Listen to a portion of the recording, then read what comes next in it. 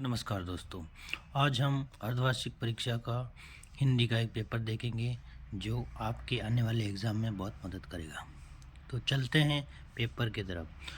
ये पेपर आपके 3.25 घंटे का रहेगा और 70 नंबर का रहेगा।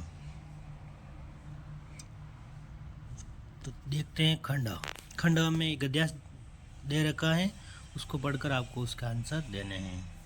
ठीक है। आधुनिक काल में भी नारी एक बार फिर से अपनी पूरी क्षमता, शक्ति और साहस के साथ समाज में दिखाई देने लगी। शिक्षा के प्रचार प्रसार से वह पूरी तरह आत्मविश्वास से भर गई। आप आज़ादी की लड़ाई का उदाहरण ही दीजिए। बीकाजी कामा, सरोजिनी नायडू, अरुणा धन्ना, असफ अली, कैप्टन लक्ष्मी सहगल आदि। इस प्रकार आपको ये गद्यांश पढ़ना है और क्वेश्चन के आंसर देने हैं। तो देखते हैं पहला क्वेश्चन, उपयुक्त गद्यांश का शीर्षक क्या है? तो इसका आंसर हो जाएगा साहसी नारी हो जाएगा। ठीक है। इसी प्रकार अगला क्वेश्चन, किसके कहने से महिलाएं घर बार छोड़ आज़ादी की लड़ाई के लिए निकल पड़ी? तो इसका सही आंसर हो जाएगा गांधी जी के कहने पर आज़ादी की लड़ाई में शामिल हुई। कौन हुई थी? कैप्टन लक्ष्मी। वर्तमान नारी में समाहित गुण है, क्या है? क्षमता, साहस, शक्ति, सभी। ठीक है। पुरुषों के साथ कंधे से कंधा मिलाकर आज़ादी की लड़ाई में साथ दिया। तो इसका आंसर हो शहर की नारी, अमीर वर्ग की नारी, पढ़ी लिखी नारी। तो इसका आंसर हो जाएगा उपयुक्त सभी हो जाएगा। नेक्स्ट, नारी शब्द का विलोम है, तो इसका हो जाएगा नर। इसी प्रकार दूसरा क्वेश्चन है, निम्नलिखित अपठित पद्यांश को ध्यानपूर्वक पढ़कर दिए गए प्रश्नों के उत्तर दीजिए। तो अपठित पद्यांश, ठीक है, तो इसको ये पद्यांश है, वह स्वतंत्रता कैसी, वह कैसी है आज़ादी, जिसके पद पर बच्चों ने अपनी मुक्ता बिखरा दी। सहने की सीमा होती, वह सह सका न पीड़ा अंतर। हाँ संधि पत्र लिखने को बैठ गया आसन पर, कह सावधानी रानी ने राणा का थाम लिया कर। बोली अधीर पति से वह कागज मसी पादर छिपा कर, तू भारत का गौरव है, तू जननी से वर्त है, सच कोई मुझसे पूछे तो तू भारत है। ठीक है। तो ये पद्यांश है, ये आपको पढ़ना है अच्छी तरीके से और प्रश्नों के आंसर देने हैं। उक्त पद्यांश का उचित शीर्षक क्या है? तो इस पद्यांश का उचित शीर्षक है हल्दी घाटी। ठीक है। राणा किसकी पीड़ा सहन नहीं कर सका प्रजा की। कागज में मुसीबत का अर्थ क्या होता है? काला कागज होता है। तो ही भारत है में रानी ने किसे भारत कहा? महाराणा प्रताप को कहा था। इस कहानी के अनुसार महाराणा प्रताप हाँ संधि पत्र लिखने को राणा किसी संधि पत्र लिख रहे थे, यही तो इसका आंसर हो जाएगा मुगलों को। ठीक है। गौरव शब्द में मूल शब्द में पढ़ते हैं, गुरु प्लस अब हो जाएगा। ठीक है। उपयुक्त गद्यांशों में से किसी एक सप्रंग की व्याख्या करो। एक सप्रसंग की व्याख्या करनी है। ठीक है। उस जमाने में घर की दीवारें घर तक ही समाप्त नहीं हो जाती है थी, बल्कि पूरे मोहल्ले तक फैली रहती थी। इस मोहल्ले के किसी घर में कोई पाबंदी नहीं, बल्कि कुछ घर तो परिवार वैसे ही थी। आज मुझे बड़ी शिद्दत है। इस प्रकार आपको 2 पद्यांश दे रखे हैं। तो अथवा में भी दे रखा है, हालदार साहब को पाने वाले के द्वारा एक देशभक्त को इस तरह मजाक उड़ाया जाना अच्छा नहीं लगा, तो मुड़ कर देखा तो अवाक रह गए। एक बेहद बुढ़िया मरियल सा लगड़ा आदमी, सिर पर गांधी टोल और आंखों पर काला चश्मा लगा, एक हाथ एक छोटी सी अनुजी। इस प्रकार आपको तो इसकी सप्रंग व्याख्या करनी है, सप्रसंग एक की। ठीक है। नेक्स्ट क्वेश्चन, उपयुक्त पद्यांश में से किसी एक की सप्रसंग व्याख्या करनी है। समूची बात कहकर मधुकर के समाचार सब पाए, एक ही रीति चतुर पढ़ा जाना। और ये है अथवा में भी दे रखा, यश है या न वैभव है, मान या न शर्माया, जितना ही दौड़ा तो उतना ही भरमाया। अगला क्वेश्चन, रिक्त स्थानों की पूर्ति करो। विशेषण शब्द संज्ञा या किसकी विशेषता बताते हैं? तो सर्वनाम की विशेषता बताते हैं। जिन क्रिया के व्यापार या कार्य का फल कर्ता पर न पड़कर कर्म पर पड़ता हो उसे क्या कहते हैं? सकर्मक क्रिया कहते हैं। परीक्षा शब्द में उपसर्ग हैं, तो इसका आंसर हो जाएगा परी हो जाएगा। स्वर संधि के कितने भेद हैं? 5 भेद हैं। प्रतिदिन और यथाशक्ति शब्दों में कौन सा समास है? तो यह क्या हो जाएगा? अव्ययी भाव समास है। नेक्स्ट क्वेश्चन, पर्वत, नदी, नगर, पक्षी, फूल आदि उदाहरण संज्ञा के हैं, तो इसका आंसर हो जाए जातिवाचक संज्ञा के हो जाएंगे।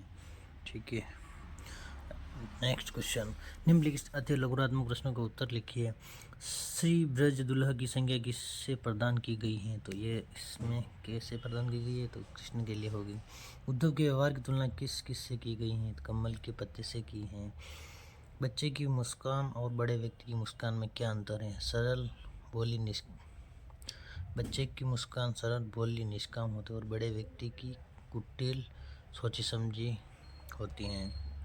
नेक्स्ट क्वेश्चन, मानवीय करुणा के दिव्य चमक हिंदी साहित्य की कौन सी विद्या पर लिखा गया है? तो इसका आंसर हो जाएगा संस्मरण पर लिखा गया है। माँ को अपनी बेटी अंतिम कुंजी क्यों लग रही थी? बेटी उसके कष्टों और खुशियों का एकमात्र सहारा थी, इसलिए लग रही थी। ठीक है, अगला क्वेश्चन, जॉर्ज पंचम की नाक पाठ के लेखक का नाम बताइए। कमलेश्वर ने लिखी थी। किसने लिखी थी? कमलेश्वर ने लिखी थी। नेक्स्ट क्वेश्चन, साना साना हाथ जोड़ी यात्रा व्रत में भारत के किस क्षेत्र की यात्रा का वर्णन किया था? भारत के सिक्किम क्षेत्र की यात्रा का वर्णन किया गया है। ठीक है, क्रिया किसे कहते हैं? क्रम के आधार पर क्रिया के भेद लिखिए। जिस शब्द से काम के होने या करने का बोध हो उसे क्या कहते हैं? हम क्रिया कहते हैं। इसके दो भेद हैं, मूल क्रिया और सहायक क्रिया। ठीक है, अगला क्वेश्चन, संधि विच्छेद करो। हिमालय और सुरेश की संधि विच्छेद करना था। हिम प्लस आलय सूर्धन ईस हो जाएगा। ठीक है, मुहावरों के अर्थ लिखिए। नेक्स्ट क्वेश्चन, आँख का तारा होना, बहुत प्रिय होना, 9 2 11 होना, डर के भाग जाना। सातवां क्वेश्चन है, निम्न लघुरात्मक प्रश्नों के उत्तर दीजिए। कृष्ण के प्रति अपने अनन्य प्रेम को गोपियों ने किस प्रकार अभिव्यक्त किया है? तो स्वयं को चींटिया बताया है उन्होंने और कृष्ण को गुड़ बताया है। ठीक है, इसी प्रकार स्वयं को हरिल पक्षी बताया और कृष्ण को लकड़ी की भांति बताया है। अगला क्वेश्चन, उज्जवल गाथा कैसे गाऊं मधुर चांदनी रातों की कथन के माध्यम से कवि क्या कहना चाहता है? ठीक है, तो कवि के अनुसार निजी प्रेम के क्षण सबके सामने कहने के लिए नहीं होते हैं। ठीक है, नेक्स्ट क्वेश्चन, भगत की पुत्र वधू उन्हें अकेला क्यों नहीं छोड़ना चाहती थी? ठीक है, तो भगत के बुढ़ापे की वह एकमात्र सहारा थी। नेक्स्ट क्वेश्चन, लेखक के फादर बुल्के को मानवीय करुणा की दिव्य चमक क्यों कहा है? क्योंकि वे स्वयं कष्ट सहन कर दूसरों के दुख को दूर करते थे और प्रतिकूल और विषम परिस्थितियों में भी साथ देते थे। ठीक है, इसलिए उसके मानवीय करुणा की दिव्य चमक कहा है। गंतोक को मेहनत का बादशाह का शहर क्यों कहा जाता है? ठीक है, तो इसका आंसर हो जाएगा, यहाँ जीवन बेहद कठिन है पर यहाँ के लोगों ने शहर के हर पल खूबसूरत बनाया है, इसलिए बादशाह का शहर कहा जाता है। आपके विचार से भोलेनाथ अपने साथियों को देखकर सिसकना क्यों भूल जाते हैं? ठीक है, वह अपने साथियों को हुल्लड़बाजी और शरारतें और मस्ती देखकर सब कुछ भूल जाते हैं। नेक्स्ट क्वेश्चन, वास्तविक अर्थों में संस्कृत व्यक्ति किसे कहा जाता है? ठीक है, तो व्यक्ति किसे कहा जाता है वास्तविक अर्थों में?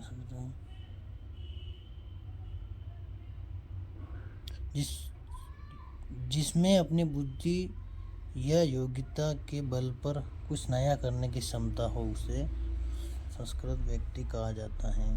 भारत की स्वाधीनता आंदोलन में दुलारी और टुन्नू के त्याग को बताइए। ठीक है, तो इसमें उन्होंने स्वाधीनता के समय एक सिपाही की तरह अपना योगदान दिया था। ठीक है, नेक्स्ट क्वेश्चन, लेखक ने अपने आपको हिरोशिमा का विस्फोट का भोक्ता कब और किस तरह महसूस किया? ठीक है, तो अपनी जापान यात्रा के समय उसने महसूस किया था। ठीक है, अगला क्वेश्चन 8वां। पर्यावरण के प्रति जागरूकता बढ़ाने के लिए लगभग 25 से 50 शब्दों में एक विज्ञापन तैयार करना है। इस प्रकार आपको एक विज्ञापन तैयार करना पर्यावरण की जागरूकता बढ़ाने के लिए। यथवा दे रखा है, आधुनिक सुविधाओं से सुसज्जित घर किराए पर देने के 20 से 25 शब्दों में एक विज्ञापन लिखना है। ठीक है, नेक्स्ट क्वेश्चन, निम्न में से किसी एक विषय पर निबंध लिखना है। ठीक है, यहाँ पर 4 दे रखे हैं, एक पर लिख, बेटी बचाओ बेटी पढ़ाओ। ठीक है, पर्यावरण प्रदूषण कारण होने वाला, स्वच्छ भारत अभियान, बेरोजगारी और समस्या समाधान। इसमें से आपको एक पर निबंध लिखना है। ठीक है, नेक्स्ट क्वेश्चन, अपने आप को राजकीय उच्च माध्यमिक विद्यालय वसंतपुर का विद्यार्थी मयंक मानते हुए प्रधानाचार्य को पुस्तकालय की व्यवस्था सुधार है तो एक प्रार्थना पत्र लिखना है। तो आपको एक यहाँ पर प्रार्थना पत्र लिखना है। ठीक है, अथवा हम दे रखा है, आप जोधपुर निवासी नरेंद्र हैं, उदयपुर निवासी अपने छोटे भाई सुरेंद्र को एक पत्र लिखकर जिसमें बिजली एवं पानी के अपव्यय न करने की सलाह दी गई हो। तो इसमें भी आपको इसमें से एक पत्र आपको लिखना है, या तो आप ये लिख सकते हैं या ये इनमें से एक पत्र लिखना है। ठीक है,